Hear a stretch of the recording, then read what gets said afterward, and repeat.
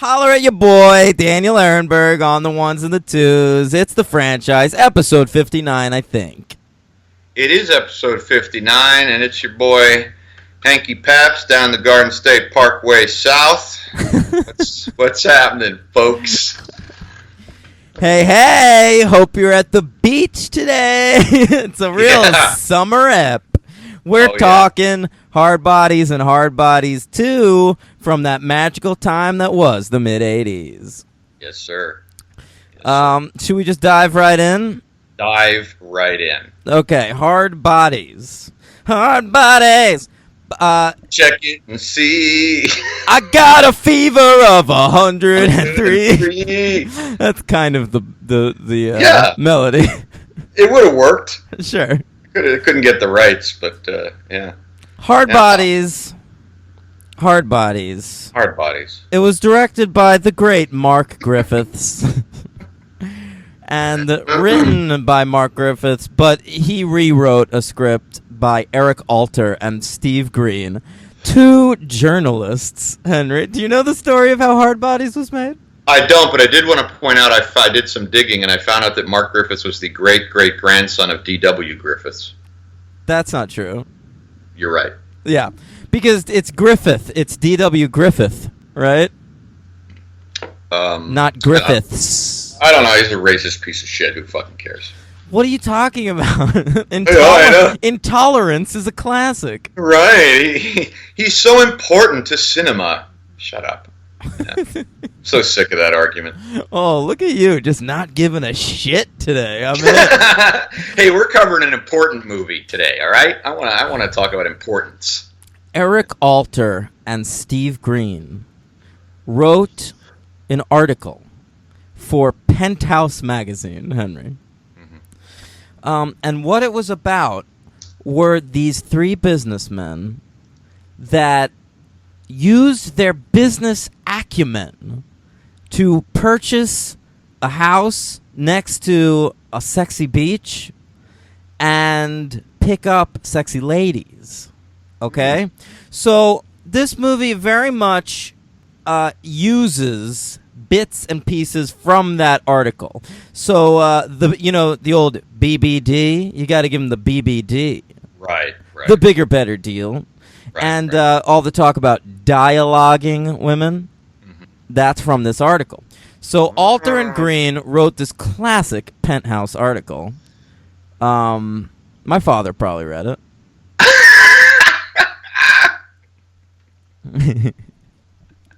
When I was a kid, I found a bunch of Penthouse magazines from the 1980s in my dad's drawer, and I stole them because I knew there was nothing he could say to me. Like, I knew he wouldn't come up to me and say, like, "Give me back my porn." Very smart. Yeah. Smart kid. Yeah. So maybe I've read this article. No, who am I kidding? I didn't read any of the articles. I don't think you did. This doesn't even qualify for that old fucking Playboy adage. You know? No. So this was adapted. The article was adapted into a screenplay by the authors of the article, and Mark Griffiths, hired as director, rewrote it because the film was made for the Playboy channel. Yes, I did know that. I made a note of that. Yes, the Playboy channel, which you might recall was like a they'd air like actual movies sometimes on there. Yeah, I was trying to rack my brain. I mean, obviously it was a pay channel. I never had it. Was it like one of those things in the 80s or early 90s, like just an HBO subscription channel? Yeah. I had it because we had an illegal cable box for a while, which I used to watch wrestling pay-per-views. Oh, okay. Uh-huh. And we got the Playboy channel and the Spice channel. I remember that one, too. Yeah. And the Playboy channel would air, like, real movies. Sometimes they'd make movies for it, like, like Emmanuel. I've seen that. Yeah. Sure. That was on Playboy channel a lot. Great movie. Sure. But Spice channel was just straight up porn. First porn I ever watched on the Spice channel, it was called Magnum Love. And Sorry, I was drinking coffee. Just did a spit take. yeah, and it was a detective porn, and the main character's name was Peter Magnum. I'll always remember it. I'll always remember it was a June. I was sitting on a purple beanbag chair, naked. Okay. Jesus Christ. All right. That's TMI. All right. Hardbodies. Mark Griffiths picks it up. He directs it. He's a fantastic director. Still working today, Henry. Is he really? Yeah. He directs a lot of TV movies. And I've seen one other Mark Griffiths film other than the Hardbodies films. Which one? He made a movie called The Unauthorized Melrose Place Story that was about the making of the show Melrose Place. Let me tell you right now. I'm gonna say right off the bat, this guy ain't even close to being the worst director we've covered. 100% not. No. No. And that's why he's still working today, because he knows how to put together a movie. Yeah. All right. Yeah. He also, we may cover him again on the franchise, Henry. He is the director of Beethoven's Fifth. Oh, really? Yes. Oh. Right. It'll be in our 2019 coverage. It's very surprising that he directed a Beethoven movie, and it isn't the one where Beethoven prevents a rape from happening. That's Beethoven's Second. Okay. Hardbodies was released in theaters because Columbia Pictures saw the marketing potential for it. They picked it up, put it out May 11th, 1984. The budget was $1.5 million. The box office, $7.1 million. Jesus. Yeah, made some money. Wow. I don't think there wasn't a lot of info. I did my research on this one, baby. Yeah, I knew you would. So, but I didn't even see that. I didn't know it made $7 million. Okay. Yeah. It was. Well, it's like the Porky's era, right? So, is that why you think Columbia was one of their own, like Porky's, their own nerds? Sex comedies were a thing in the 80s. Yeah. It was number 95 at the box office for 1984. Just ahead of The Pope of Greenwich Village. Oh my God. Yeah. Great movie. Yeah. And just below, Ninja 3, The Domination. Never heard of it. I have. The Ninja movies were a fella, a guy who bought up, like, the footage from a lot of Japanese movies. Ooh, Aaron Farinelli did it? It's like that, and he just dubbed over them. So he made like 10 of these movies, and I think Ninja 3: The Domination was actually the most successful one. Oh, all right. Yeah. So there you go. So let's dive right in. Hardbodies. I mean, you know what you're getting straight off the bat. It's a montage of beach babes. Yeah. Yep. They're putting on suntan lotion. They're doing that thing where they're laying on their stomachs, but their boobs are out. They're doing... Yeah. All the bathing suits are super high-waisted. Can we talk about that? 1980s high-waisted bikinis. Sure. Yeah. Why were women's waists all the way up by their boobs in the 80s? I don't know, man. It's a freewheeling time, I guess. They look crazy. I wanted to ask you a question. I'll just get to it right now. It's one of my notes. Okay. Are there no indecent exposure laws in California? What do you mean? Well, it just seems like everyone's half naked running around, and I mean, I've actually never been to California, but I'm wondering, these people run around naked. Is no citations, nothing. Nobody cares, or this was Venice Beach. I mean, there's crazy people out there. I'm sure it's fine. Yeah. Okay. I see boobs on Long Island beaches. Good point. Yeah. I've seen breasts in the store. Yeah. In the store. Yeah, we were working an event one time, and some crazy woman flasher ran up to the front of the stage when I was talking, and and flashed me and the whole audience. It was some sort of protest or something. You didn't know that? No. Yeah, it was great. It's at Union Square. That's pretty great. They got her out of there pretty fast, but I stopped talking and then I just resumed speaking. Okay. Great story there. But killer story. Yeah. Oh, I just want to point out too, before you dive into the movie, it was hard to find reviews of this movie, sort of, but I found one that was astonishing. Wait, I think I know what you're talking about. Did you find the Siskel and Ebert review of Hardbodies? No. Oh, because I did a YouTube clip of their old TV show at the movies. Oh my God! Yeah. They actually reviewed this? Yes. All right, you trumped me. It's the same episode as Breakin' and Firestarter.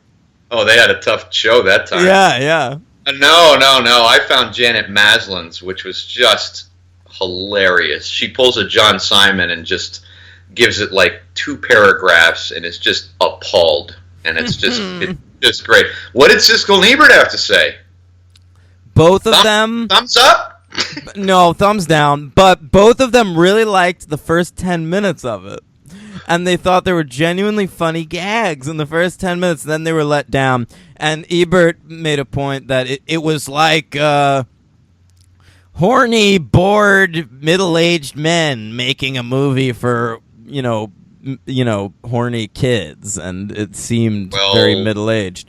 That's not the most astute observation I've heard from Roger Ebert. Pretty obvious. Yeah, and one of my favorite parts of the review was that they were talking about how they like sex comedies sometimes, and Ebert was like, but they need to be funny and thoughtful, and Siskel goes, and sexy, and then Ebert kept going for a while, and then when Ebert was finally done, Siskel again said, and sexy, which made me think Siskel was having a tough time at the time. 1984, Gene Siskel was not getting laid. I think he was married at the time, but, he just likes things to be sexy. I want it to be sexy! Has to be sexy. Yeah.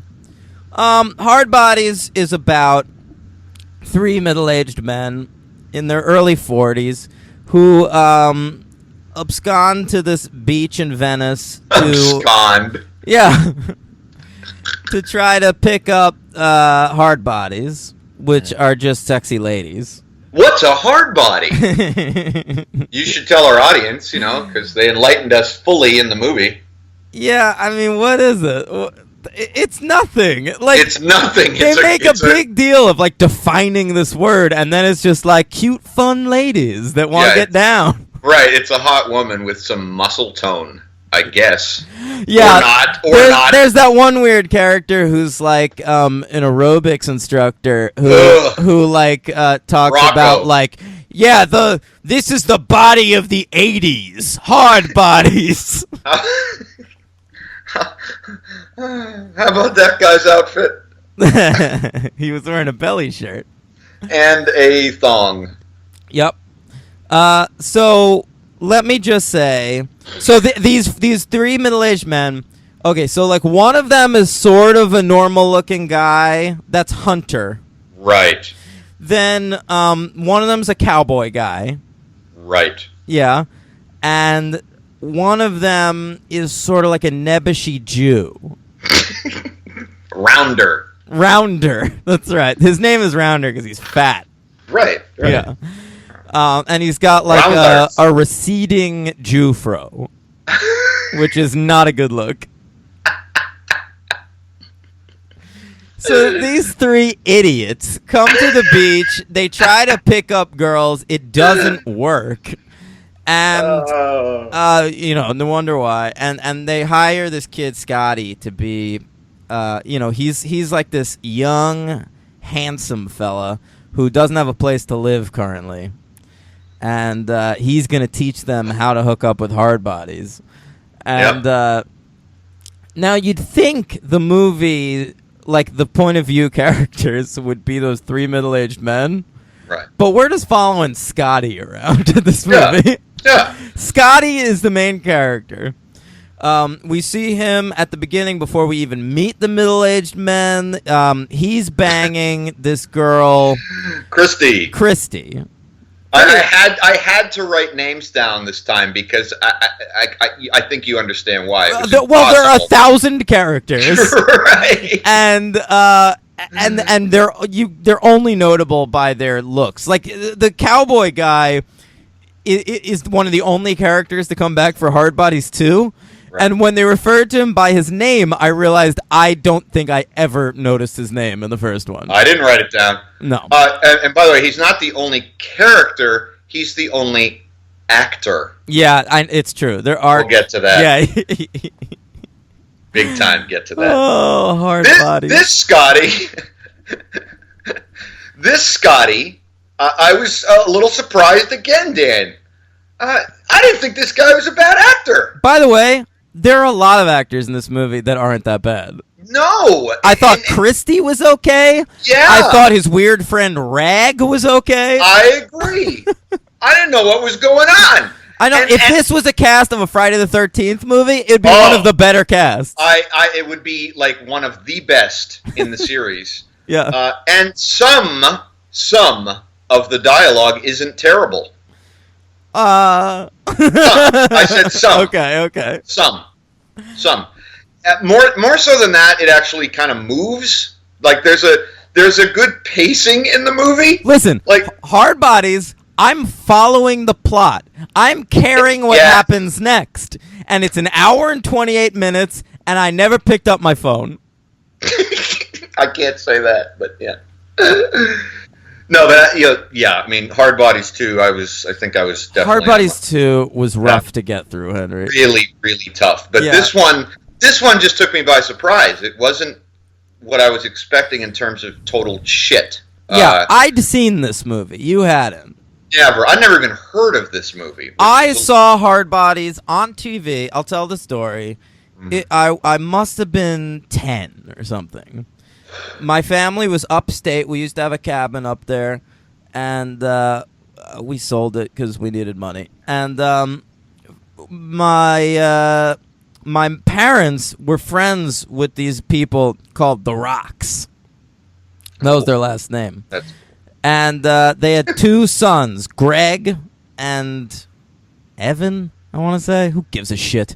And we were over their house once, their cabin, and my parents were doing God knows what in the next room. When you're a kid and your parents are in the next room, you don't know if they're just having a lovely chat or they're like snorting heroin. Like it could be anything. It's true, and it's the early '90s at this point, so it's gotta be.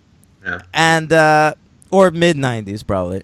I'd probably just seen Independence Day, and we were coming to this house. Yeah, right.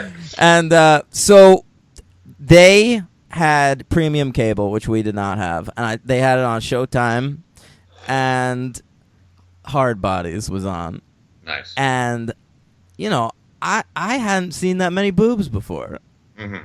So I'm sitting there watching this Hardbodies, and everybody's like playing a game, and I'm just glued to the set. Yeah. Sure.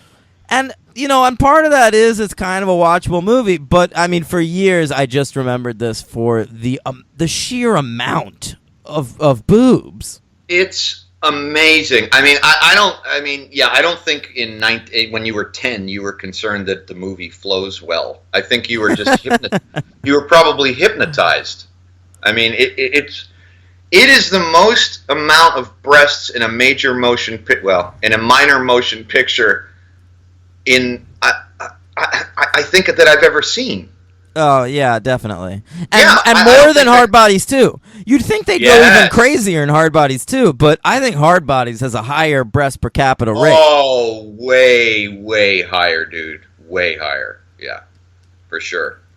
Okay, so Scotty's with Christy. The weird thing about Scotty is he's this expert at picking up Hardbodies, but he seems like such a serial monogamist. He's really into Christy. He loves Christy. He doesn't want to hook up with anyone in this movie. I don't think he actually does hook up with anyone else in the movie, right? No, he's one of these characters that you used to see it a lot in the 80s that are like a crazy, wild party man, but they're really only into their girlfriend. Ferris Bueller was like this, too. Yeah.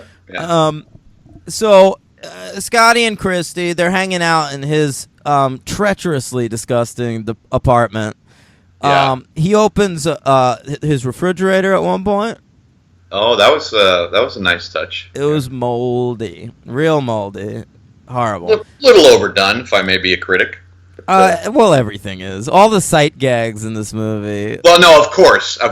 And anytime an actor has to like pull a face in this movie, like, ooh, that's disgusting, or wow, that's sexy. Like, I feel like the director, like, nothing was. Like, everything was too subtle for him, so he made everyone just jack it up a little more. You think that was his instruction in between scenes? Look, Scotty, Grant, right? That's the actor's name. Oh, yeah. Now that's a guy who's still working. Still working, yeah. A lot of work. Mm-hmm. A lot of the actors in this movie are still working. That guy, like, executive produced some big movies afterward. Anyway, yeah. He did? Yeah, look him up right now on whatever, IMDb or Wikipedia. He came up, huh? You do it. I don't have the time for this. You don't have the time for this. All right. Aren't we on the same show? I'm getting bad service. That's the real answer. Oh, okay. On my phone. That's fine. Do you think in between the scenes the director was like, Grant, jack it up? Yeah, jack it up. First of all, Henry, we've talked a lot about the casting couch. It's been a while, though. Let's revisit. This casting couch in Hardbodies. Here it comes.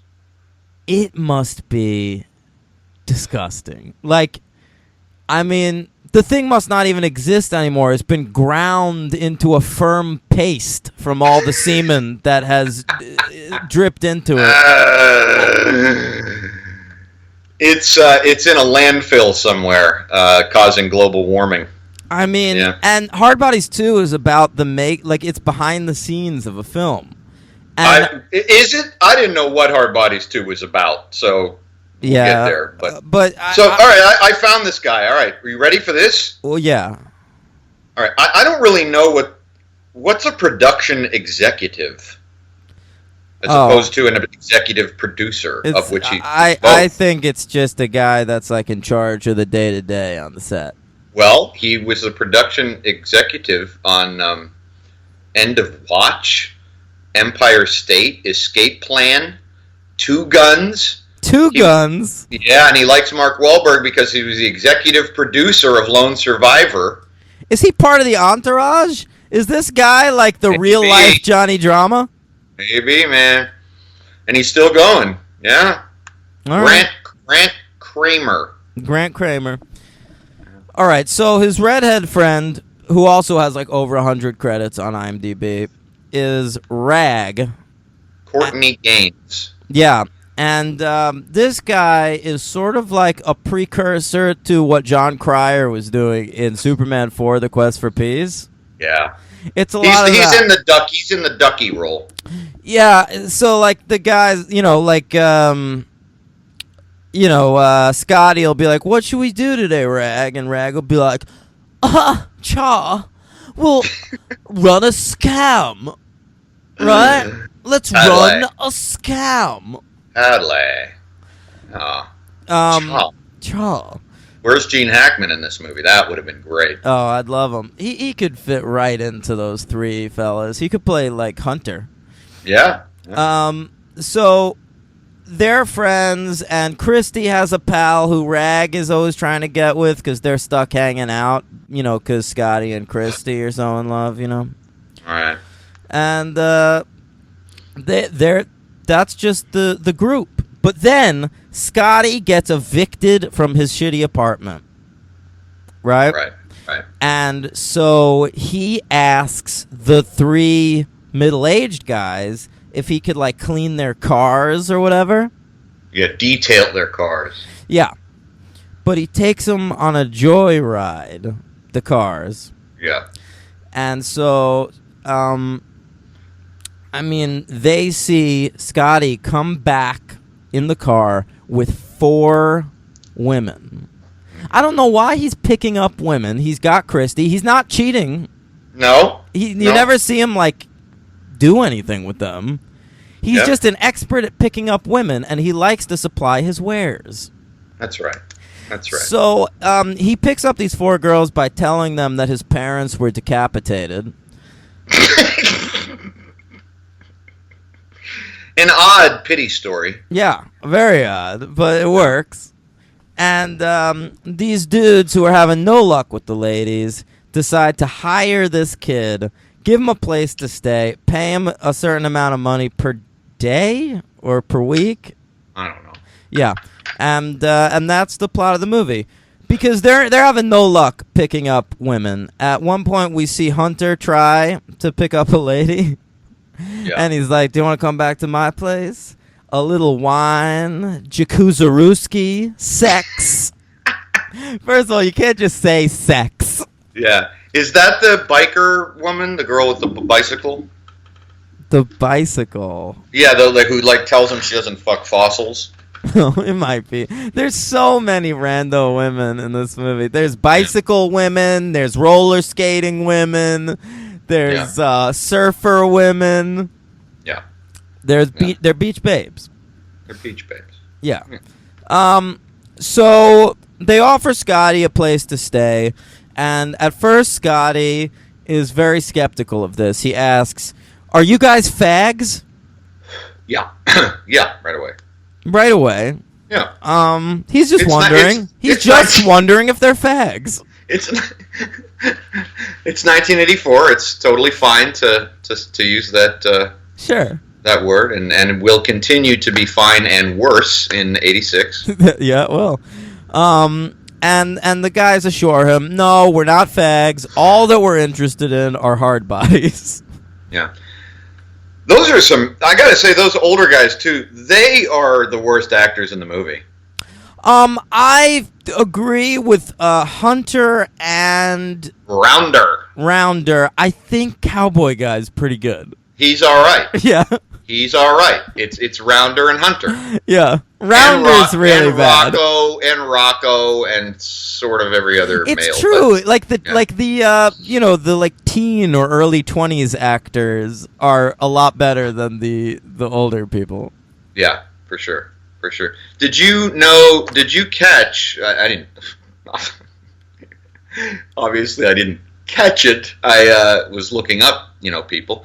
And the band in the movie, Diaper Rash, who are then renamed Hardbodies, right? Were an actual band. Yeah, called Vixen. Did you know about the bassist? Yeah, it's Steve Vai's wife. One of my favorite guitarists. Steve Vai. I'm kidding. Oh, good God!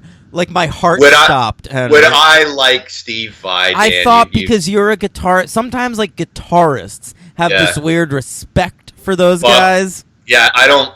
As a guitarist, I do not fall into that category. I'm not one of those people who goes, I can see what he does. He's not my thing, but I like the technique. Oh, Joe Satriani, he's so talented. I was just gonna say Joe Satriani. Yep. No. Ugh, forget it.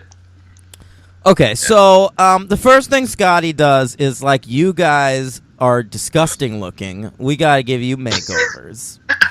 And the guys, they're not comfortable with that. He takes them to a hairdresser, and it's a gay hairdresser. And apparently this hairdresser is friends with Scotty, has no problem with Scotty's liberal use of the word fag. Hunter, I believe it's Hunter, says, I need to get an inch cut off my dick to get a haircut here. Right. Yeah. Right. I like the Cowboy's haircut. He didn't get one. No. He turns around after getting his big makeover, and it's exactly the same. He has long hair, but he's bald. He's one of those guys. Right, and he's got a full beard, and he gets done with his makeover in the chair. And some rough teeth. Oh, really? I didn't notice the rep. Oh yeah. He's got some choppers on him. I don't think they had health care on this movie set. No. Because the STDs would have been flying. Yeah, no wonder these actors didn't come back for Hardbodies too. They were in the clinic. Yeah. Oh. Okay, so then they're at a mall. And it seems like they're not trying to pick up girls, they're trying to score numbers. Okay. Which is very confusing to me. Like, you'd think they'd like want to focus on one girl and then like bring them back home and get down with them. Right. But that's not what they seemingly want. They just want phone numbers. At one point, Hunter comes back from a phone number hunt, and he opens his shirt, and he's just got phone numbers written all over his shirt. All over his chest. I don't even remember that. Yeah, and I mean, I can understand maybe the first one, it's a fun thing to do, but when he's got like 17 numbers written on his fucking chest, why is this 18th girl willing to write hers down? Maybe he's like the character in Memento, and he needs constant reminders of what he's been given or what he's doing. Well, knowing this fucking character, he's more like Zaz from the Batman comics. Good call. That joke was for two people, including you. Yeah. Yeah. So they have a party, and they start inviting girls to these parties. They do it in lots of creative ways. Rounder brings some girls a pizza that says party on it. Cowboy guy leaves that notice in a bikini, which a lady tries on in a dressing room. We get to follow her in, so we see her boobs. And then it's party time. Scotty, I actually had the conscious thought when she goes into the dressing room. I'm like, they're not just going to follow her in, right? I mean, they're not going to do that. And yep, they did. Yeah. Scotty hires his favorite band, Vixen, to perform, and then becomes their manager. Yeah. When we first see Vixen, they're performing a song called Computer Madness, which I love. Yeah. It's 1984, so we're scared of computers, and we don't really know anything about them. We have IBMs with the black and green screens at this point. Sure. So the song is Computer Madness! Pull the plug! And I'm into it. I like the lyrics. I like them too. Back at the party, everyone's getting down. First guy to pick up a girl, cowboy guy. Yeah. He meets a very forward young woman. Yes. And she calls him Robert E. Lee. Right. And God, what a weird... I remember that. What a strange... I'm impressed that girl knew who Robert E. Lee was. And I guess because the cowboy had a southern accent? Is that why? Because he had a southern accent. That's it. And then she explains the Robert E. Lee line by saying, I like to nickname my men before I fuck them. Right. Not a lot of swearing in Hardbodies, but every so often it comes at you hard and fast. Well, Hardbodies 2 didn't have a lot of swearing, but I heard a lot of fucks in this movie. Okay. Yeah, I thought there was a Maybe fair I'm amount. just desensitized to it. Yeah. I heard a lot, because it's thrown around in like a very casual manner, like... it's never really emphasized. It's just, except for her, when that's an emphasis. But other than that, like Scotty swears a bunch. Just like, fuck yeah, man. Oh, sure. It's laid back. Very laid back, man. Yeah. So he fucks this girl, and she's a real spitfire. Next morning, she wants to go running with him. And there's this, like, older lady who's hanging around this movie that's kind of into Cowboy Guy. Right. And she seems totally fine with what they're doing, even though it's disgusting and awful and unconscionable. But, whatever. They end up together, don't they? I don't think we ever see them end up together, but they're together in Hardbodies too. I thought that they would have ended up together, but and then again with the casting, I couldn't even tell in Hardbodies 2 if it was the same woman or It the was. same. She had a different hair color. Oh, okay, all right. I didn't catch that. Okay. Mm. Yeah. By the way, franchise crossover in here. Oh, what do you got? Yeah, I got a biggie. Well, you didn't mention the group of cretins who have their dog running around. Oh, I know what you're about to say, and it's amazing. Yeah, Okay. one of the cretins is. Wait, the Cretans. Let's just explain that. There are these like three guys who keep wanting to like fight with Scotty and Rag.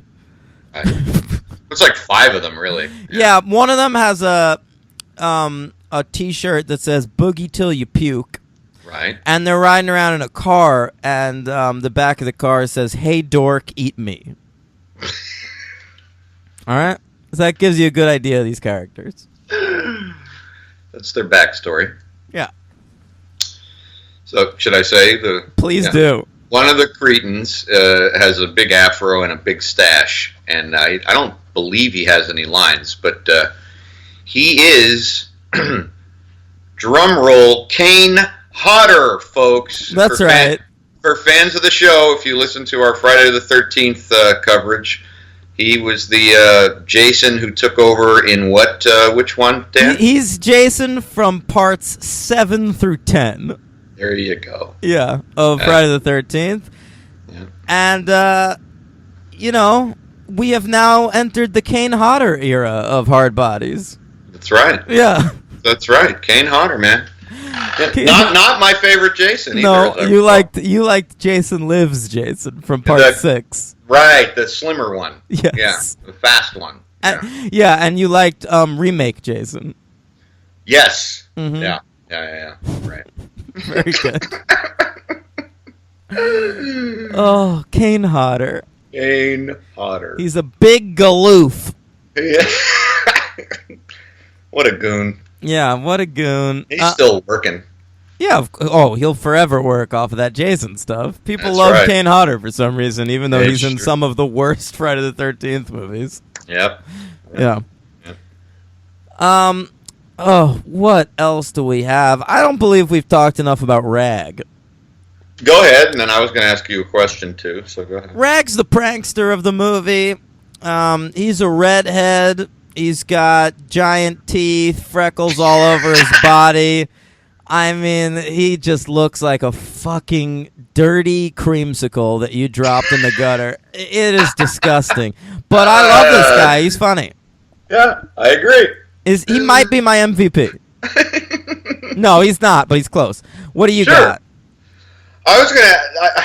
I noticed something. It sounds obvious, and I guess I'm looking through. I was looking through it from today's eyes, but a little disappointed from a what the fuck standpoint. Did you? I was gonna say, did you notice? As if you wouldn't have. But it's just white girls, and they're all blonde and they're all brunette. That's it. I never really thought about it. I wrote it true. down. There's not a single black girl. There's no Asians, which surprised me. I thought there'd be a token Asian. Oh, sure. There's no Latinos, even though we're in California, and there's Latinas. not even a redhead. No, it's true. It's very standard issue white women the entire movie. Yeah. Yeah, Hardbody's not very interested in diversity. Come on, man. Yeah. Yeah, we got a redhead boy. Why can't we have a redhead lady? I mean, not to be sexist, but even some, visual diversity. My oh, lord. Jesus. It's a little hard to watch the movie without. I mean, we've been doing a pretty good job. Is that skater girl a redhead? No, I don't think so. You know the one I'm talking about, right? Yeah, she's a blonde. Oh, she's a blonde. All right. I think so. I liked her. By though. the way, I applaud. We've been pretty good. I applaud our lack of any type of chauvinism. Yeah, so far. I'm gonna pat myself on the back. Yeah. Pat myself on the dick. Yeah.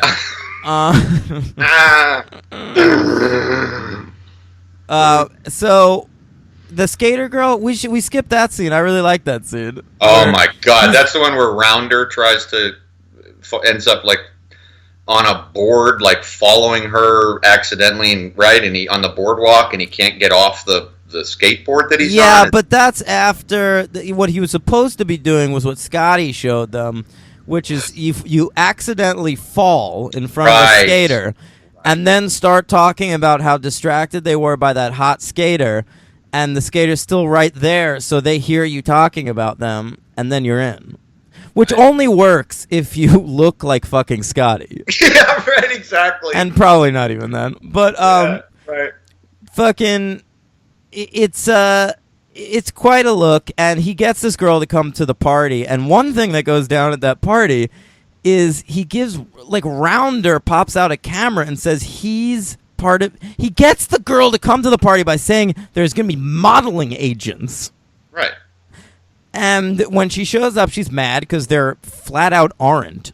Meanwhile, Scotty is walking around at this party just holding a bowl of chips and eating. Because he has no interest in picking up women. He loves Christy. But there's that little romantic confusion. Oh, we'll get there. We'll get there. Oh, okay. But, you know, she goes up and Rounder says he's a modeling agent. Right. And he starts taking pictures of women, and women start lining up at the door. And then we get this crazy scene where there's like 10 topless girls posing for Rounder. Yeah. And to be fair, Rounder probably looks like most modeling agents look. It's a good point. He's a real Joel Silver situation there. So Joel Silver is definitely better looking than this Rounder. I don't know, man. Throw a beard on him. I think he got some silver action. What does Mark Griffiths look like? I don't know. I'd be curious to know. That is a great question. Mm-hmm. Yeah. So you can't find any photos of him. He's like the Terrence Malick of sex comedy. Yeah, there's like one shot of Mark Griffiths wearing a cowboy hat with a beard. That's the shot, right, of Terrence Malick. It's the only one in existence. He's pointing at something. Oh my god. Yeah. That's quite a feat. Yeah, so we go to another party after that one. And this time we're in a limo. All right? It's the whole crew. You got the 3 middle-aged men. You got Cowboy Guy's new lady that wanted to fuck Robert E. Lee. Which is very creepy. Right. You've got Rag in there. You've got Christy and her friends. Scotty's around. And then they pick up somebody who quits her job. Yeah, we'll get... I'm almost there. There. So we go to this party in a bar mitzvah room. It's like this...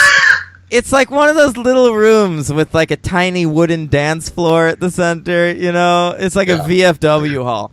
And there's a band playing there. I think it's this band Crack that wrote the Hardbodies theme. Oh, really? I think so. I'm not 100% sure about that. Right. There's Crack. aerobic... Yeah, it's a crazy party. It's an appropriate name. There's some people doing aerobics. There's some bodybuilders.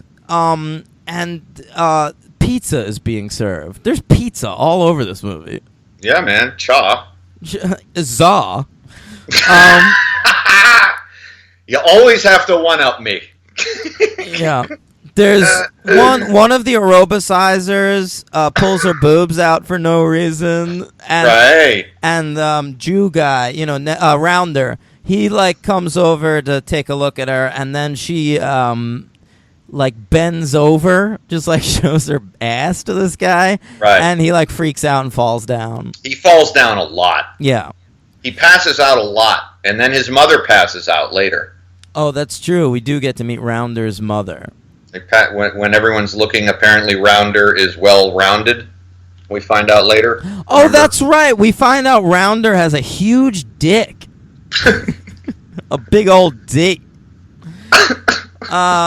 So after the party, there's a they're in the limo. They're driving around, having a real nice time. We get a montage of people sticking their heads out the top. Mm-hmm. You know. You know what I thought of during that when they stuck their heads out the top? What? The episode of 6 Feet Under, which is one of my favorite deaths in the whole series, when the women are partying in Vegas in the opening, and they stick their heads out, and the one gets decapitated by a street light. Classic. Yeah. That's all. I immediately thought of that. I don't know. Or that part in Speed where Dennis Hopper gets decapitated. There you go. We'll get there. Yeah. So they stop for hot dogs. Oh, I can't with this movie. I'm really impressed. They already ate pizza at this one party. So what are they doing? They need hot dogs, and they don't just get hot dogs. They get fries and apple turnovers. It's a big order. They order apple turnovers. It's a big order. Yeah. So Rounder gets this cashier, Dee Dee, who's very charming, by the way. Yeah, like for the 4 seconds she's in it. Yeah, but I kind of liked her. I felt bad that she was leaving her job to hang out with these douchebags.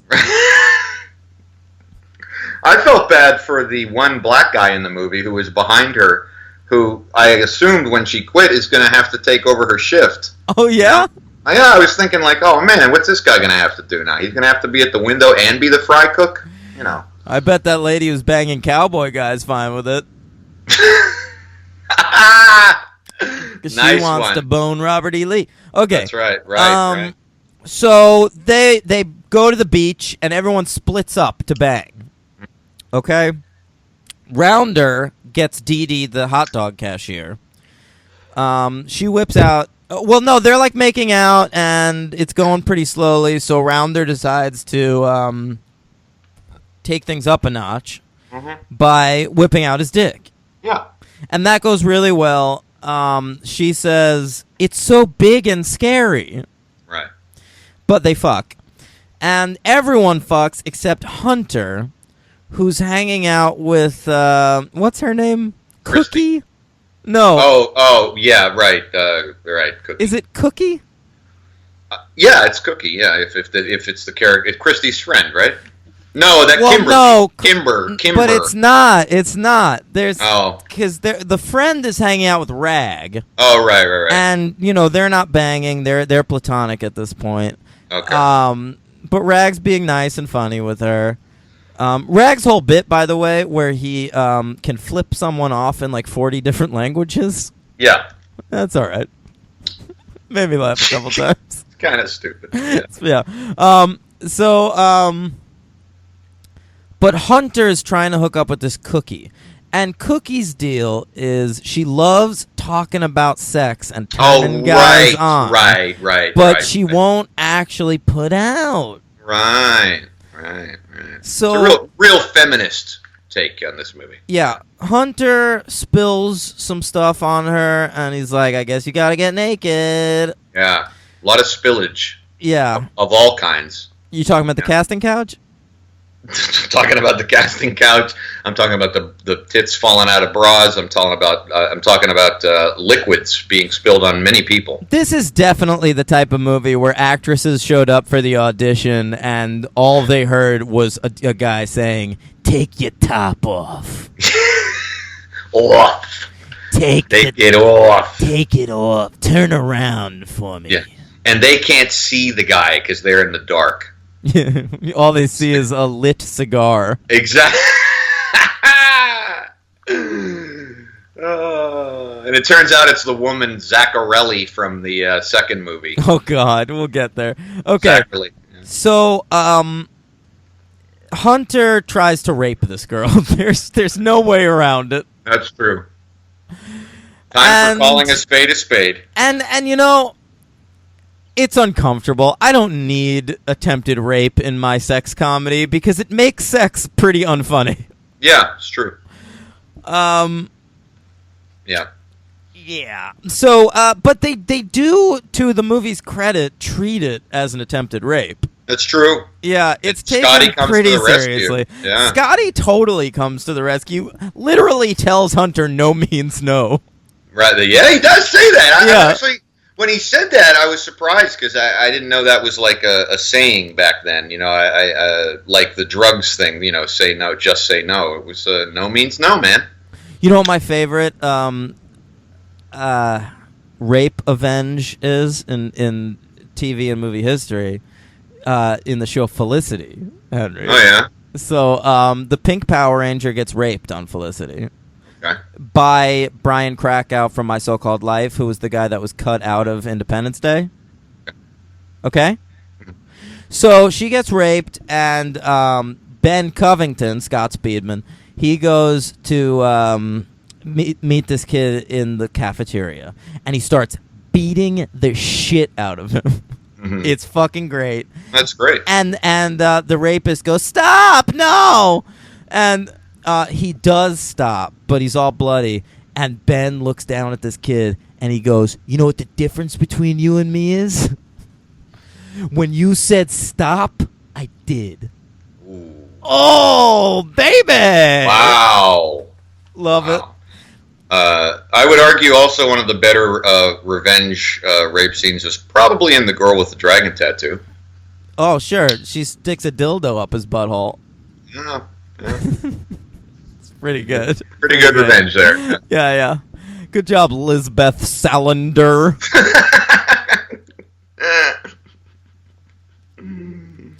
Oh, man. I love it that we're only 3/4 of the way through the plot.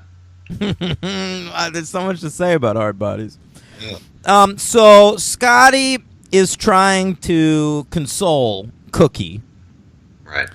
And she's like, "You gotta stop turning guys on." It's not a great message. Right, he's the hero, and then he turns it right around. Yeah, it's sort of like the old argument, like, see how you dress? If you don't want to bang dudes, don't dress that way. It's really bad. Yeah, true.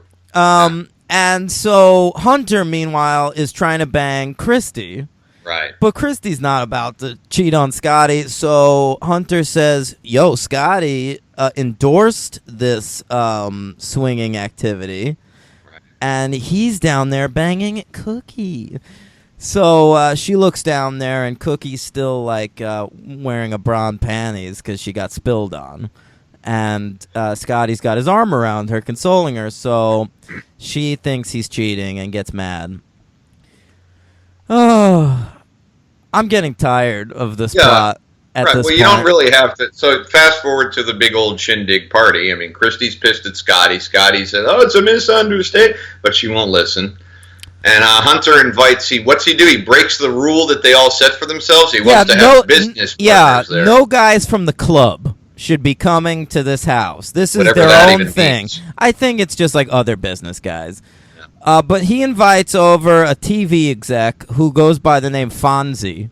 Who's a midget with a toupee. He is a midget with a toupee. We shouldn't say midget, right? No, we really shouldn't. He's not even a little person. He's just a short guy with a toupee. No, he's just a short midget.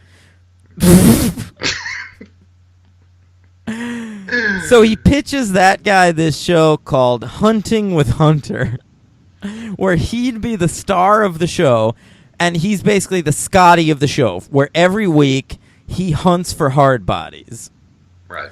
And Fonzie's like, "Great idea, I'm in." I don't know what network he works for where they're going to air this show. I mean, I could sort of see it now. The Playboy Channel? You could put it on like Spike or like True TV or something. Oh, now it would be a show, no problem. But Tonight after Bar Rescue, Hunting with Hunter. Oh, Lord. But whatever. They kind of defeat Hunter at this point. It's like everybody bands together to get this guy in trouble. Right. Which is fine, and they rip Fonzie's toupee off, so he's embarrassed, and they end up in the Jacuzzi together with like a bunch of gross stuff, right?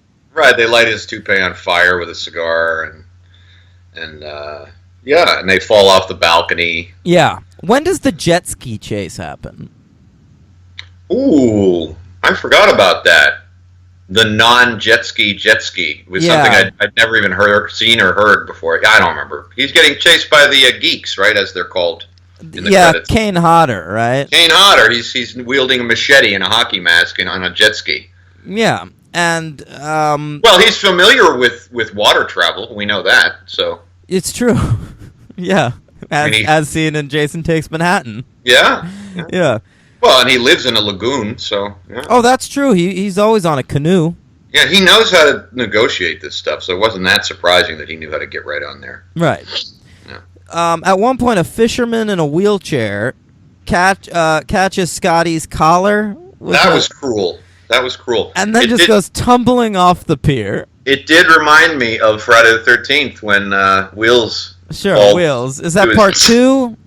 I think so. It falls to his death. Yeah. Yeah, that's definitely part 2. Yeah, because it's a counselor instruction camp or whatever. Okay.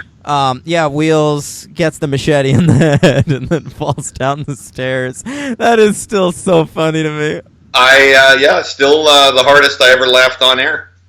Yeah. Yeah, it's way better than this, but this is Yes. pretty great. Yeah, it's true. And then, so the movie, at the end of the movie, Rag ends up with Christy's friend, which is nice. Yeah. They bone. Right. And Scotty and Christy get back together. And it's a really sweet scene, actually.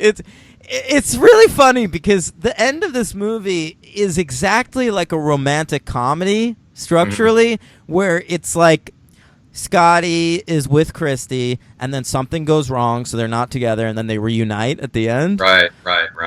But I've never seen any other romantic comedy where in the reunion they start to kiss, and the girl immediately takes her top off. And they're in that like bedroom. Yeah, it's a weird water bed with like a disco ball and lasers. Yeah, it's like the hotel in Blue Valentine. Remember It is like the fucking hotel in Blue Valentine. Yeah, we're gonna Cosmos room, a disco room. Yeah. Almost like Westworld or Future World, right? Where do you remember Spa World? Right. There you go. Spa World. Hardbodies World. Mm-hmm. Yeah, it's a theme park. Yeah. Sure. Listen to our Westworld Future World episode to hear me losing my mind.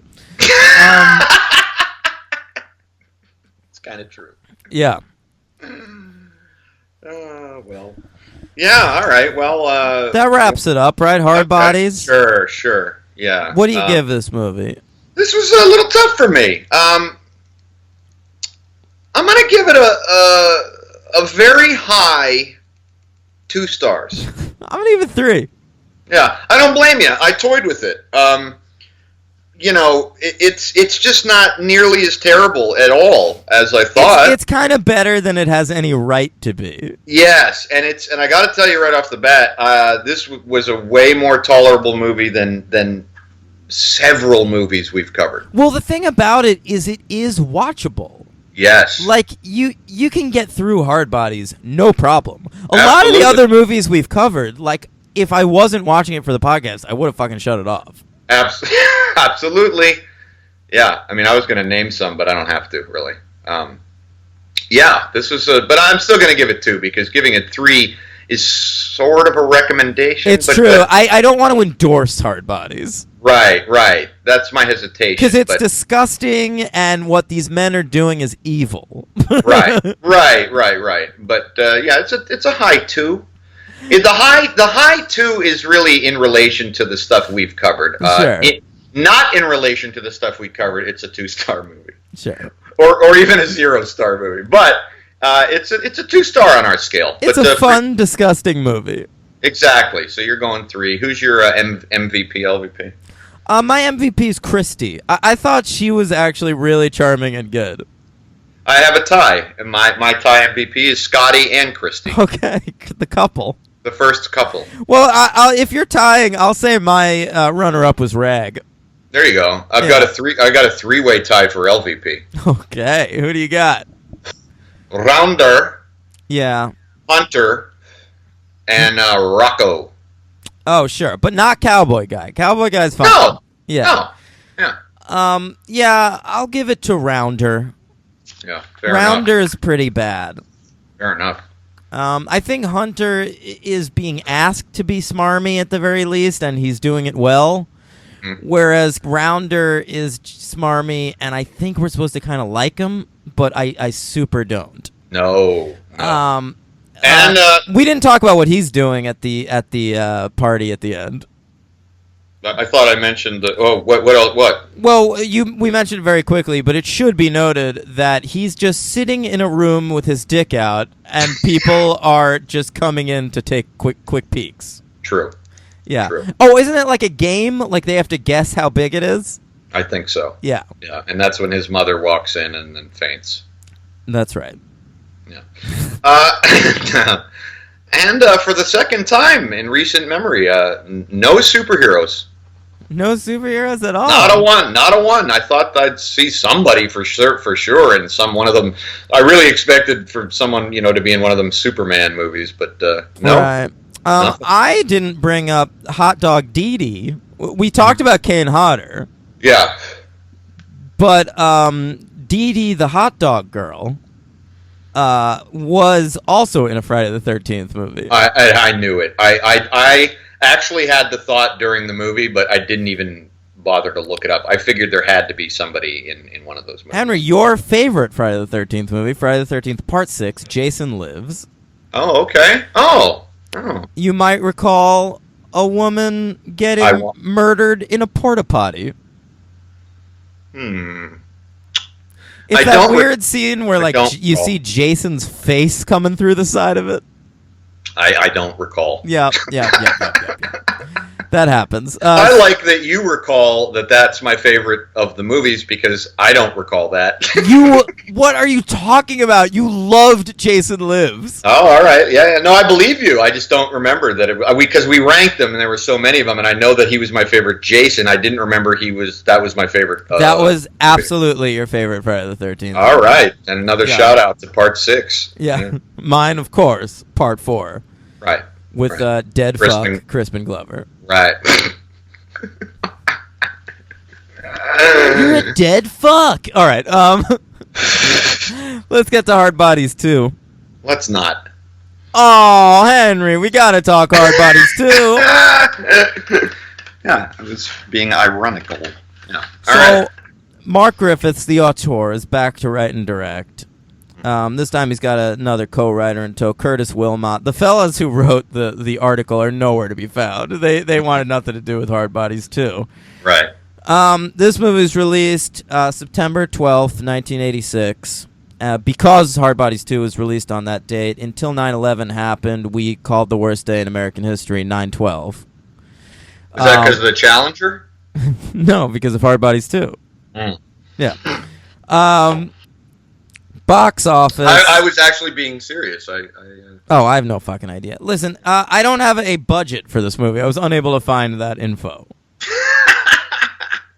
All right, it's probably. I think I saw the box office on this one though. Wasn't it listed?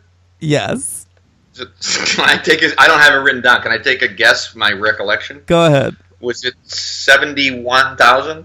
$78,068. All right. It's a lot of money to me, personally. Sure. I could use $78,000. I looked up the list of movies for 1986. Sure. Hardbodies 2 was number 202 of 209 movies at the box office. Wow. All right? Yeah. Is it on any AFI lists? No. Oh, man, we don't even get to hear the jingle this Can week. I hear the jingle? Can I just hear the jingle? All right, hold on. I didn't think we would be doing it, so I got to cue it up. All right. AFI. That didn't sound like it. I've had there's 3 or 4. Let me get the other one up. Okay. I have a few choices. AFI. That's the one. That's the one I like. Yeah, I think I got to mark that. That's number 3. Okay. There are only 7 movies that year made less money than Hardbodies 2. I will say that one of them is a movie I've seen. Ooh. Crime Wave. Never heard of it. Who's in that? How about this movie? Crime Wave. It's amazing that you've never heard of this. Directed by Sam Raimi and written by the Coen brothers. The fuck out of here. I swear to God that exists. Wow. Yeah. What a combo. That exists, and it made less money than Hardbodies 2. Sam Raimi. I mean, the Coens had only done Blood Simple, but Sam Raimi was already big off of, well, not big, but he had done Evil Dead, right? Yeah. By 86, yeah. I think Crime Wave was both of their second movies. Okay. Yeah. Okay, so Hardbodies 2. I mean, how do you even explain what this movie is? I can't. I was confused from the opening, and I never got my footing. You'd think it'd be really easy to come up with a sequel to Hardbodies. It'd be Scotty and Christy are going through some problems, and he helps some other people nail some Hardbodies, right? Right. No. This movie takes place in Greece. Yeah. It also took me about 25 minutes to realize that Scotty and Rag are back. Oh, they say it right at the beginning. But I didn't even. I was like, well, that's not them. That's not the actors, and they look nothing like them. And Scotty does. They picked a guy who looks exactly like Scotty. Well, a little bit like him, but I still just thought I was in a completely different universe. I didn't know we were really in the same universe, and so then I finally realized. I was like, you know what it is too. I think that redheaded Rag was kind of memorable. So yeah, why cast a non-redhead? Right, and so this guy, I think he threw me off more than anything, because I was like, wait, this is the same guy? Yeah, he looks sort of like a poor man's Judge Reinhold. Yeah. Judge Reinhold. We'll be getting to him eventually. Yeah. Yeah. Now, they also forgot Rag's name in this movie. Oh, did they? Yeah, because in the first movie, it's Rag. Singular. And in the second movie, we're only referring to him as Rags. Okay, see, that helps me too, because I was confused as of this moment. Because when we started talking about this today, you kept calling him Rag, and I didn't want to correct you because I thought, well, you know this better than me. But I thought it was Rags, and I only thought it was Rags because of Hardbodies 2. Yeah, they call him Rags in Hardbodies 2. I see. So they added an S to his name. They did. I'd rather be called Rags than Rag, I think. So, yeah, me too. Rags is the name of Alan Ruck's dog in Spin City. Oh, did George Lucas produce that? Yeah. No, I don't think he was named after his Malamute. No, Gary David Goldberg produced that, and he loves dogs too. You know, sit, Ubu, sit. Good dog. Oh, I remember that. Yeah. It came at the end of every episode of Family Ties. That's right. Every show that Gary David Goldberg produced, so Family Ties and Spin City. Yeah. Night Court? Maybe. I don't know. Night Court. Let's just talk about 80s sitcoms. All right. Hey, it's me, John Larroquette. Okay. So, John Larroquette's son has a popular podcast. Does he? Yeah. Really? It's true. What's it called? Madhouse? It's called Yeah, Dude. It's a pretty good show. All right. This movie, Hardbodies 2, takes place on the set of another movie that is shooting in Greece. It's called Foreign Affairs. Yeah. And it's about a young boy hooking up with a Greek lady. I mean, that's the plot of the movie within the movie. Yeah, there's levels upon levels upon levels. It's an Inception situation here. We got really heady stuff. Yeah. Hardbodies 2 should not be this hard to follow, but it's legitimately hard to follow. It's difficult to know when some scenes are in Foreign Affairs or whether they're actually happening in Hardbodies 2. I absolutely agree. The plot for this movie was more confusing and ridiculous than a Hardbodies movie. Yeah. So somehow, Scotty and Rag are both being hired as actors in this movie. They're like the stars of Foreign Affairs. We don't even know how this happened. I guess they were discovered on Venice Beach? I guess. I mean... Yeah, they discovered Rags with red hair, and by the time he got to the airport, he was a different person. Maybe that TV exec, Fonzie, from the first one, even though he was mad he lost his toupee, appreciated their moxie and hired them for this movie. But it is produced by a different guy. I think his name is Logan. Ugh. And there's a director. The director's a woman, by the way, so forward progression. Everyone's saying Patty Jenkins changed the game with Wonder Woman. Needs to watch Hardbodies too. I couldn't discern in this movie if she was supposed to be a lesbian. No, she's not, because they say that on the set of her previous movie she was banging the producer Logan. And that's why she's so jealous of that character. What's her name? No, Candy? you're confused. No, I'm not. Logan's wife is the one who's so jealous of the script supervisor. Logan has a wife? Yeah, the blonde who keeps sabotaging everything. What do you call the person with the script? The script supervisor? Yeah, okay, I said it right. Okay, yeah. That's just the blonde woman is Logan's wife. Remember, she shows up when he's trying to bang. I think her name's Candy. Listen, there's the girl who almost gets raped. There's the girl who almost gets raped in the first one, and there's the script supervisor in this one, and one of them's Cookie and one of them's Candy. I can't remember which. Let's just call them both Cookie. Cookie Candy.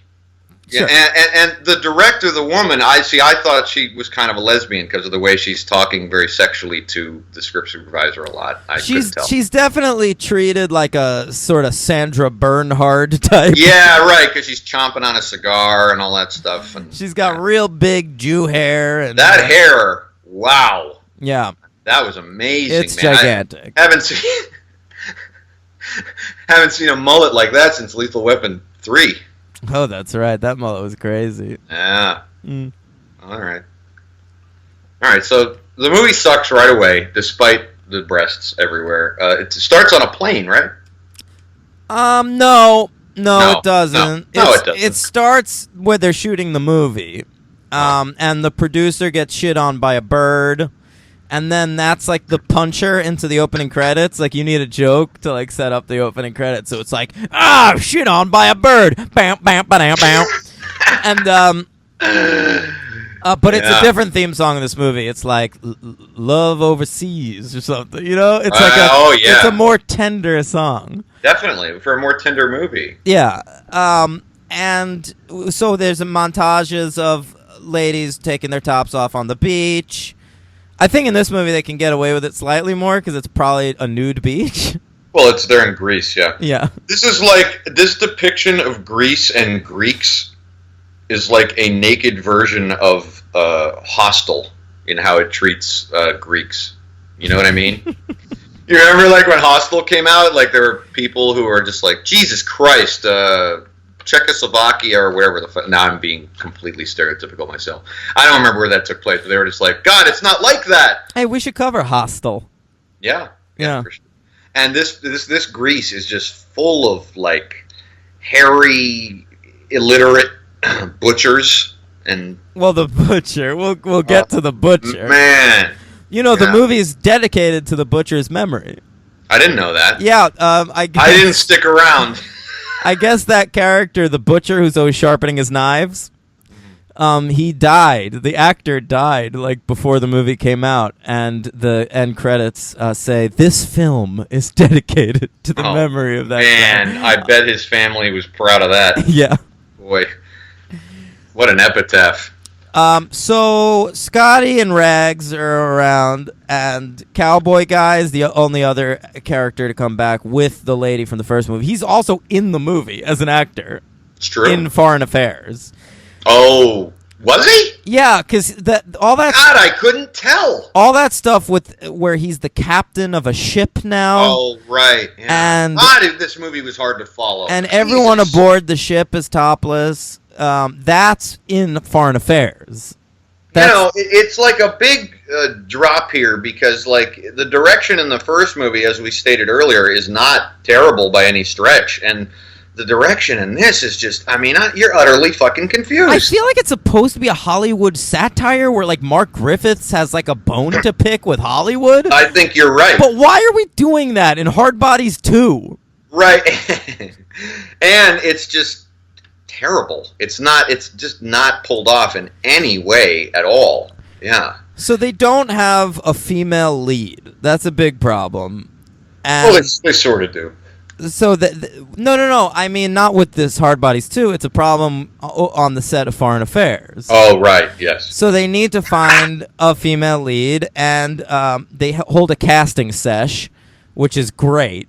That's good. Because they're just staring at women's boobs, and Right. so we get to see the boobs too. And we get to see the gay man not looking. Yeah, Right. there's one gay guy on the set Oh, who's like the my- hair and makeup guy, and that's really funny. Is he worse than the Jeremy Piven? No, he's not.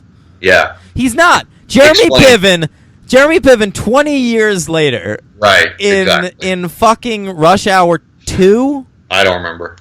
I think it's Rush Hour 2. He is playing like a gay stereotype who's like working at like a Dolce & Gabbana store or something. Or It's Steve that Madden. one's just mean-spirited, period. Yeah, I really think that is a worse gay stereotype 20 years later than you see in Hardbodies 2. This is pretty bad, though. Yeah, this is pretty bad. Who are we kidding? Yeah. It's not 1886. It's 1986. I think Mark Griffiths is a more humane filmmaker than Brett Ratner, though. Yeah, probably. Sure. Yeah. So finally, Scotty meets a waitress that he's into, and he gets her cast into the movie. There's no actual actors working on this movie. No. And He finds. Go ahead. franchise crossover, Henry. I was just gonna say. Okay, so this actress we have previously come across in Austin Powers, The the first one, yeah, International Man of Mystery, and she played the character a lot of vagina. Correct. And I gotta say, I didn't recognize her. I did. I'm impressed. Probably because I wouldn't have associated anyone with anything from this movie. So I think my mind was just like, well, that can't be. But she did look familiar to me, so I did have to look her up, and then I made the connection. The one actor who did look familiar to me and was really disappointing. I also, by the way, think she's treated grosser in Austin Powers than she is in Hardbodies 2.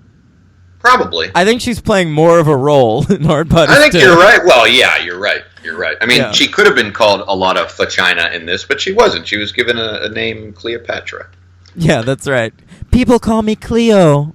Yeah, and they probably don't in Greece, but that's okay. Yeah, They're just tossing gyros around and shit. sure. What did you have to say? What other actor?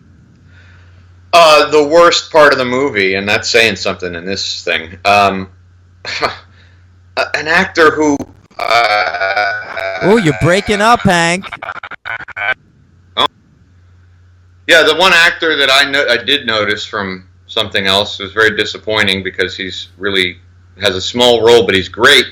Is James Cameron, who plays Logan in this movie, the fucking producer. Sure. And he is in Wall Street. Oh, yeah? Yeah, I recognized him immediately. Again, I couldn't place him immediately because he doesn't have a big role in Wall Street, but I had to look him up, and I was like, oh my God, how far he fell. But this was prior to that. But yeah, then I looked up his filmography. He didn't do anything really good, but he was in a lot of movies. But he is god-awful in this. Jesus Christ. Yeah, he is. really is. He's really, Really bad. is. He might be my LVP. He is mine. Okay, that's sad. Yeah. So let's talk about more what Scotty's up to in this movie, because you might recall how much we enjoyed his girlfriend Christy in the first one. Yeah. We thought Yeah. they had it pretty figured out. Thought so. But no, he's bringing his new girlfriend, or I guess not new. They're in. He's in Greece with Morgan, who is his fiancée, Mm-hmm. and she's a new character. She's this annoying nag Yeah. in every scene, and she has a cat. But you know what?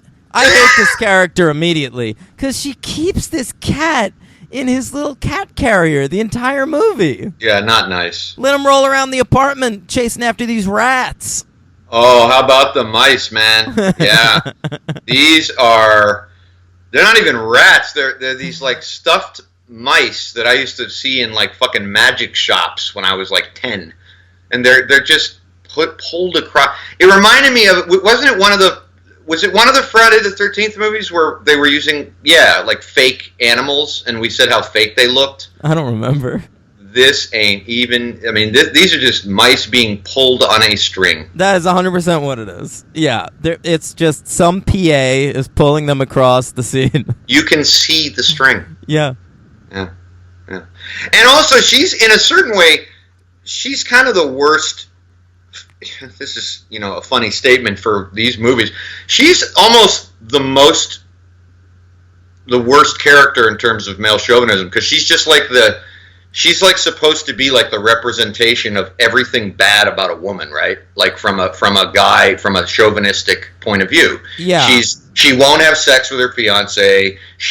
All she wants to do is take his money and shop all day. His gold card. Yeah, I mean, she's just the worst. Yeah, but Scotty's also a prick to her, man. He is. I agree. Because, first of all, he's trying to fuck a lot of vagina this entire movie. And... yeah, the character, not... Well, no, he's a lot of vaginas. Yeah, sure. And when he's not the same Scotty. No, he's a dick. I don't like this Scotty. Me neither. So Scotty comes back to the room at one point after like filming that scene on the cruise ship with all those like naked ladies, right? And he asks Morgan if she could give him a blowjob, and Morgan's like, "No, Scotty, I'm taking a bath. Like, calm down."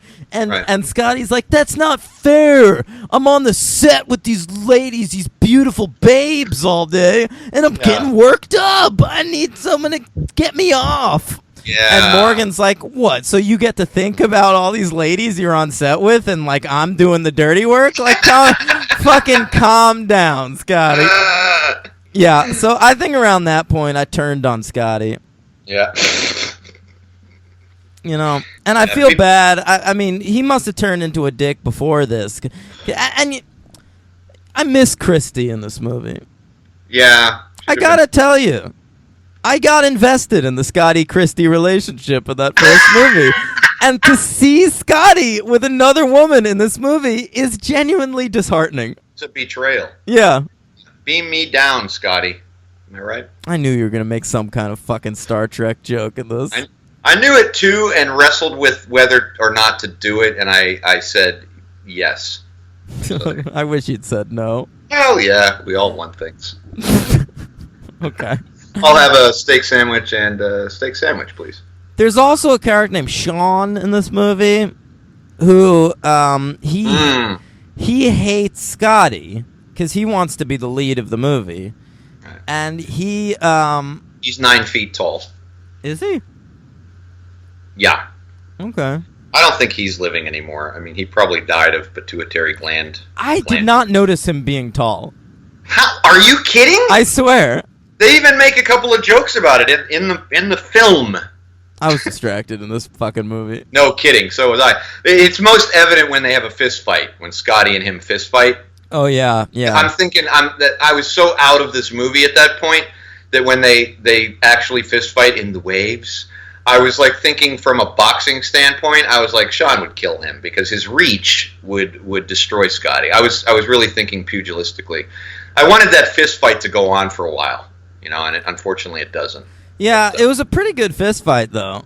And we get to see some blood. And, it would have been nice, though. I didn't notice he was big, but maybe we could have had, like, a Hulk Hogan, Andre the Giant WrestleMania 3 situation. That would have been great. That would have bumped it up a star for me. Sure.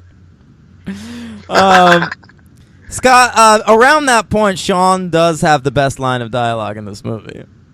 Ooh, I don't know. I wrote mine down, but you go ahead. This is my favorite line of dialogue is he's telling Scotty like, yeah, you're gonna come home one night in this hotel and hear me fucking your girl, and Scotty's like, no, I'll hear her slap your ugly face, and then Sean responds with, yeah, with the inside of her thighs. Oh, that is a great line. Classic stuff. Yeah, I think they borrowed that. Clearly, this movie was influenced by Chinatown. And I think they took it from Jake Gittes saying, she crossed her legs too fast. Remember that? Sure. My Christy, my Morgan, my Christy, my Morgan.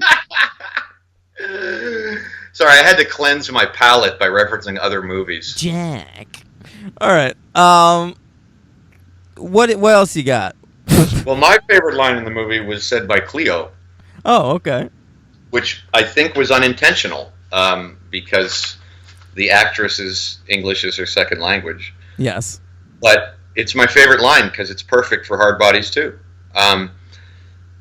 They're on set or offset or on set, I don't know. And she says to somebody, they say something to her like, "You wouldn't fall for that." And she goes, "I wouldn't fall for that.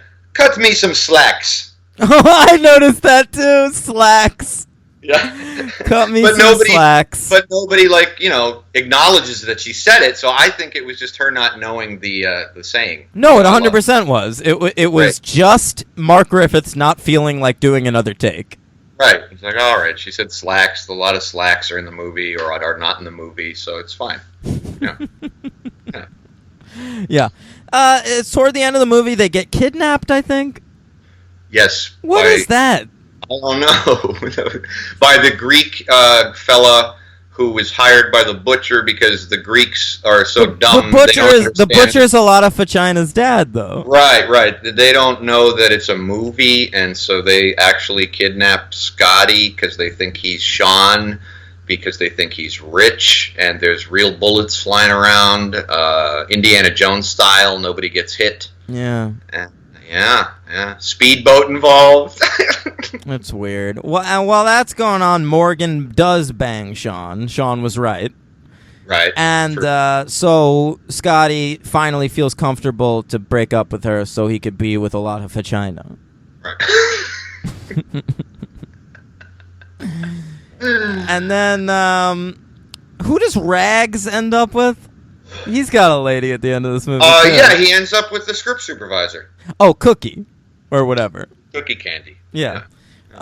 So at the end of the movie, they take an airplane back to America, and they both fuck in the airplane bathrooms, right? Right. And everyone from the movie is angry because they've all, I don't know, they haven't finished the movie or they don't want them to leave, so they're following them on the stairway. Yeah, it looks like fucking Arrested Development. Oh my god. Yeah, they're on the stair car. Yeah. Everyone, like all cast members accounted for. Sure, Yeah. it's like a final curtain call for the movie. Right. Yeah. And then we see a green screen, and the airplane is, even though it's a commercial airliner, is doing like flippy doos and stuff. That was great. Yeah. That was great. That was an excellent special effect. Yeah, and that's the end of the movie. Hardbodies. I don't think we'll ever see a third Hardbodies movie, unfortunately. Aww. I think that's the end of the franchise. Okay. Most franchises, they come back, but not this bad boy. No, I think they wrote themselves out. Yeah. What do you give this movie? I'm giving it a 1. Yeah, I'm giving it a 1. It was really bad. It's a piece of dog shit. I mean, it was a struggle, my friend. It was a real struggle. It's one of the worst movies we've covered, if not the worst. I don't know. Whoa, boy. Most bad movies that we've covered, I can at least follow. Nah. Yeah, that's true. But I don't know, man. Home Alone, 4. I mean, I think Home Alone 4 might be better than Hardbodies 2. Taking back the house, of course. Yeah, I'm looking right now. I don't know. And yeah, not really none of the Friday the 13th movies. I mean, Supergirl's a contender. No, Supergirl's better than this. Because I like Slater. What's her name? Helen Slater. Helen Slater, yeah. Yeah, you're right. So, historic moment on the franchise. Yeah, I think this is the worst movie we've covered. Hardbodies 2. Yeah, congrats, Mark Griffiths. Just after the best movie we've covered, Hardbodies. It's a double shot. I will say Hardbodies 2 only slightly worse than Indiana Jones and the Kingdom of the Crystal Skull. Oh man. All right, what do you give it? 1. Who's your MVP? Cleo. Yeah, me too. A lot of vagina. She's charming. Yeah, she's pretty charming. She's sort of like a poor man's Robin Tunney or something. Robin. She reminded you of Robin Tunney? Yeah, or who's that actress that's in The Truman Show? Laura Linney? Not Laura Linney, the one that he like falls in love with in high school. Oh, Natasha McElhone or something like that? Is that her name? Yeah, I'm saying Natasha it wrong. McElhone, yes. McElhone, yeah, she's also in that De Niro Ronin. Yeah. She's a little like that. Okay. Yeah. All right. So she's my MVP too. My LVP, I'll give it to Logan. That's my LVP, James Cameron. Yeah. And I do have a superhero count. Do you? 1. Okay. James Cameron. Logan. His scenes were deleted, but he was in your favorite superhero movie of all time, Superman Returns. Oh, really? Yeah, he played. Scenes deleted. He played Ben Hubbard. Oh, I wonder who that was. I don't know, but he's out of that movie. But I gotta check out those Superman Returns deleted scenes. I think you do. Yeah. Yeah. One note that we didn't get to that I'd like to say. Sure. Why was it a thing for such a long time that if you were a nerdy guy, you always put too much suntan lotion on your nose? I don't know. That's a really good question. Yeah, suntan lotion noses. It's like it's just like a mark of nerdism right there. Yeah. You gotta be a nerd if you've got that suntan lotion nose. Yeah. Yeah. Good call. Yeah. Okay.